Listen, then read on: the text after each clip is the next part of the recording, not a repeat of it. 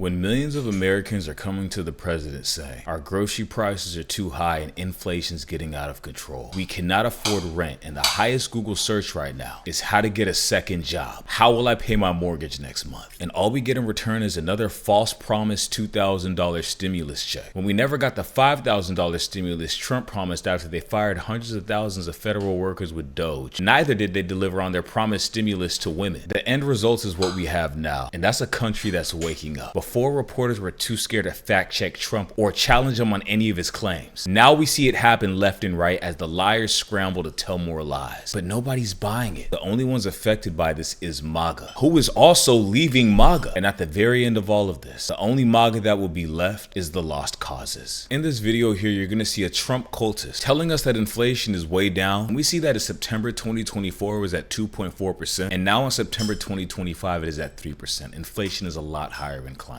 Let's take a look at this clip and see if he decides to tell the truth. Do you think fighting or getting disinflation in the first half is going to be a little more of a challenge than it has been? We're comfortable that inflation has come way down, the 5% on average for Joe Biden. It's probably a little less than half of that right now. And the trajectory is really, really, really good if you look at it. And inflation is one of those things that has a lot of momentum if you look at the charts. And the momentum right now is headed really towards the Fed's target. Even though it's been increasing for 5 straight months as of September?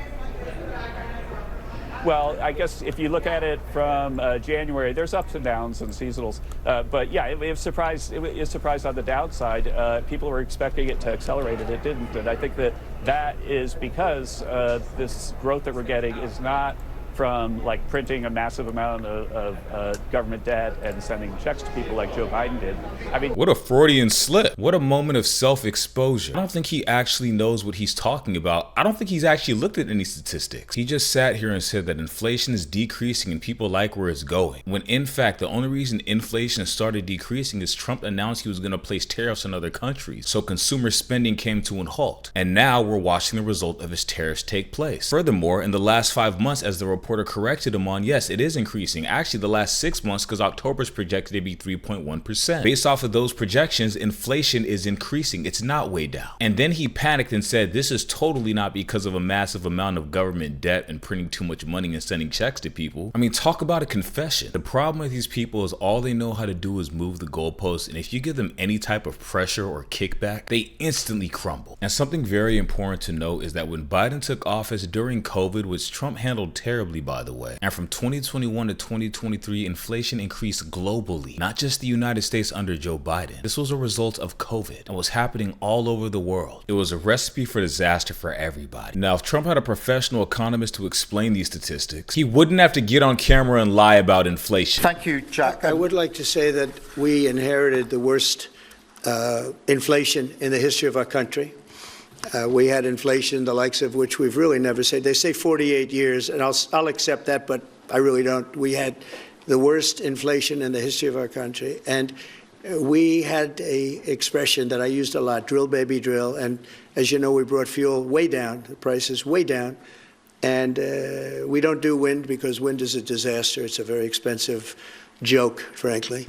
And we got our energy prices way down. That brought the inflation way down, and now we have very little inflation, and we have a very, very strong economy. So, because nor will he discuss the 150,000 jobs that was lost in October, which is 100,000 more than last year of jobs lost, and he was at a net negative 50,000 jobs as a total for October, meaning we lost more jobs than gained in October. But we don't see those stats anymore. Why? Because he fired the professional statistician for job reports and hired another loyalist. I would also like to remind you that in Trump's first term, he inherited Obama's amazing economy. It was already on a steady incline after he fixed George Bush's mess. He took all the credit, discredited Obama, and then crashed the job market the same as he's doing now. Same here as when Trump took office and we saw the federal jobs growing, and all of a sudden he fired everybody and it started declining again. Trump is known for destroying economies, and the same with George W. Bush crashing our economy and the unemployment rate increasing. Obama saves the day yet again by decreasing significantly the overall unemployment rate. And Donald Trump inherits this great economy of an already declining unemployment rate, once again discrediting Obama for giving him this beautiful economy. And then as soon as Trump is exiting office, it rises due to COVID, along with Trump's poor performance of handling COVID, ignoring all the professionals, and Joe Biden brings our economy back. Now, the problem with this is Trump claiming that Biden raised unemployment levels and that Trump has the lowest unemployment levels ever, when as of August 2025, his unemployment was at 4.3%. Trump, that's the highest it's been since COVID. And we're not even a full year into his presidency yet. So it's no wonder that Trump won't show anybody the actual stats on any of his claims and why he fired all the professionals in office that was giving us these statistics so we could be informed about what's going on. But Trump would rather misinform and disinform and lie about the economy that everybody's struggling in, just to please Maga, which represents about 30% of America at this time. And their numbers are dwindling fast, as we saw with that election last week. I also want to report that there's been a lot of people claiming discriminatory firings, and these stats actually do show some evidence to that, because from May to August 2025 under Trump, the black employment rate has increased by 1.5%. However, the white unemployment from May 2025 to August has decreased 0.1%. I mean, we're looking at systemic racism happening all over again. We have literally turned back time and nobody talks about it. And when Trump gets asked about these unemployment rates and what he plans to do about it, the president of Bringing Back American Jobs says he plans on hiring a bunch of H-1Bs to do these jobs because we are in the market of oligarchies. So let's see what Mr. Anti-Immigrant has to say when it comes to using them for cheap labor over the American jobs he promised his own country. Republicans have to talk about it, Laura. And does that mean the H-1B visa thing will not be a big priority for your administration? Because if you want to raise wages for American workers,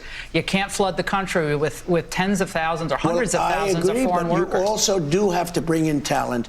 When we have plenty of talented people here. No, you don't. We don't have talented people here? No, you don't have certain talents, and people have to learn. You can't take people off an unemployment line and say, I'm going to put you into a factory where we're going to make missiles, or I'm going to put you. How did we ever do it before? Well, I'll give you an example. In Georgia, they raided because they wanted illegal immigrants out. They had people from South Korea that made batteries all their lives. You know, making batteries are very complicated. It's not an easy thing. It's very dangerous. A lot of explosions, a lot of problems. They had like 500 or 600 people, early stages, to make batteries and to teach people how to do it. Well, they wanted them to get out of the country.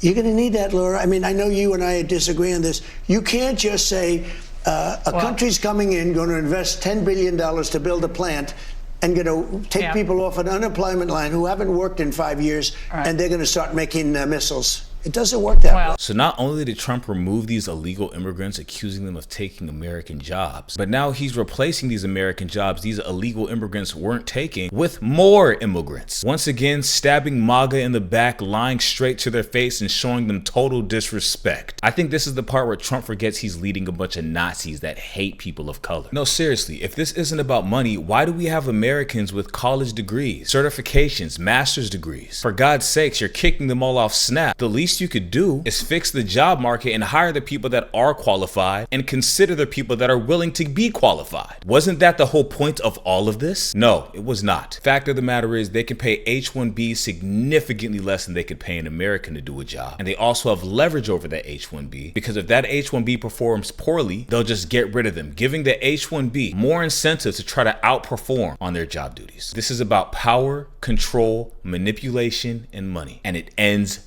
there. Imagine getting a fan base of racists and then you ruin the economy and bring in the same people these racists hate to take their jobs. Now imagine being MAGA and still being MAGA after all of this. These are the same people that are okay with suffering as long as they think everybody else around them is suffering as much as they are. Furthermore, wasn't Trump the same person telling MAGA to not go to college, calling them indoctrination centers and that they're gonna radicalize them? They were just calling everybody that went to college Antifa. So how are you gonna tell your own fan base to not get educated and then hire somebody else who's educated for a job that you said you were creating for them? This is why MAGA is leaving Trump. A liar can only lie for so long until it catches up to them. And with less than 30% of the independent American population approving of President Trump, which is actually at 21% now, meaning it dropped about 7% in 2 weeks, Trump takes his speech on Veterans Day to gloat about his fake approval rating that does not exist. Take a look at that clip.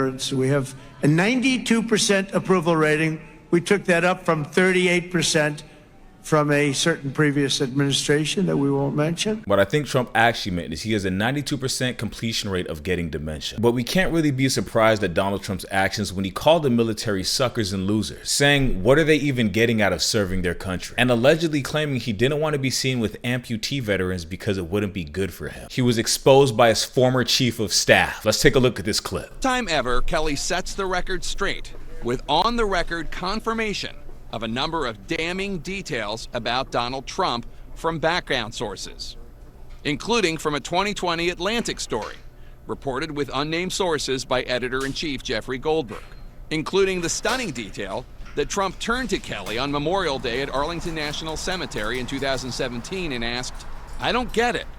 What was in it for them?" This is Kelly confirming on the record stories of Trump insulting Senator John McCain and former President George H.W. Bush because in Vietnam and in World War II, respectively, the former aviators were shot down. Kelly describes Trump as, quote, a person that thinks those who defend their country in uniform or are shot down or seriously wounded in combat or spend years being tortured as POWs are all, quote, suckers because, quote, there is nothing in it for them. A person that did not want to be seen in the presence of military amputees because, quote, it doesn't look good for me.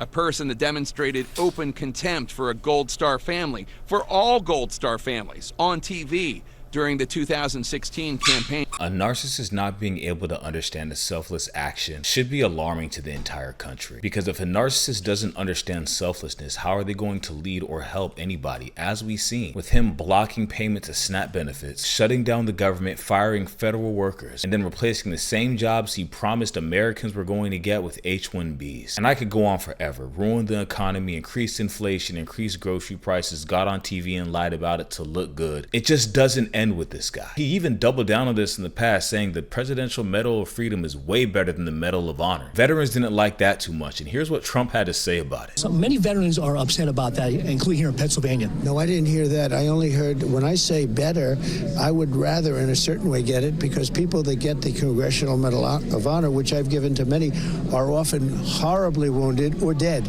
They're often dead. They get it posthumously. And when you get the Congressional Medal of Honor, I always consider that to be the ultimate, but it is a painful thing to get it. When you get the Presidential Medal of Freedom, it's usually for other things, like you've achieved great success in sports or you've achieved great success someplace else. When you get the Medal of Honor, generally speaking, and I've met many of them and I've seen the families of many of them, this is an incredible honor, but it was a statement that it's much more painful to get because they're oftentimes in very bad shape. I've seen them come up and they've suffered greatly, whereas the Presidential Medal of Freedom, to my knowledge, I don't think anybody suffered other than they've worked hard and they've done great things. One's a military award, one's a civilian award, but sometimes very painful to get the other. What a confession to the accusation of him calling military members suckers and losers. Why is Trump always comparing himself to somebody? It's because he's insecure, but it's no wonder that the majority of veterans do not support Donald Trump. But what's great about all of this is I love to see people fighting back. And right here, Republicans are getting called out for taking their 8-week vacation during the government shutdown, because if they're not going to hold each other accountable, the rest of America will. And she gets an attitude about this because this is the party of zero accountability. Let's take a look at this clip. Thank you, Ms. Bonamici. Ms. Ansari, you're recognized. Thank you, Madam Chair. Welcome back from your 8 weeks of taxpayer-funded vacation. It's good to see you, and I hope I'm going to interrupt you. Republicans I'm going to interrupt you, please. I am sick and tired of hearing you all say we had an 8-week vacation. That's exactly what happened. I worked every day. I don't know about you, but I don't want to hear another soul We all worked say that. every single day, and that's exactly what happened with Speaker Mike Johnson. You're recognized. I hope that you all enjoyed yourselves while American families looked at their letters from their health insurance companies, terrified that their insurance premiums were going to double or triple while the House was out of session for 53 days. That is Get them. The people to our left and right look uncomfortable and scared, but we need more voices like this. We need people speaking up and calling them out to their faces and not backing down for the appearance of civility when they're not going against civil people. These people are out of line and need to be corrected because no one around them is correcting them. And if they have no pushback, they'll take it further and further and further, and this country will continue to decline. So a real patriot of America would fight back just like this person is doing right here. And as we said earlier, Maga is leaving in droves. They're tired of this too. They're fighting back. As a conservative, I want Trump impeached. I'm seeing them talk like this day by day. And as Trump continues to destroy his own fan base and him being stuck with a less than 30% approval rating, it won't be too much longer until midterms and we get him impeached. And in his attempt to turn Americans on each other, Marjorie Taylor Greene, Tucker Carlson, Nick Fuentes, and the whole MAGA army turns on him every day. Their own hate will be their own self-destruction. And with that being said, swear in Adelita Grahalva, Mike Johnson, and release the Epstein files, Donald Trump. Thank you very much for watching this video. Please make sure to have a great day today. Leave a like, comment, and subscribe, and I'll see you next time.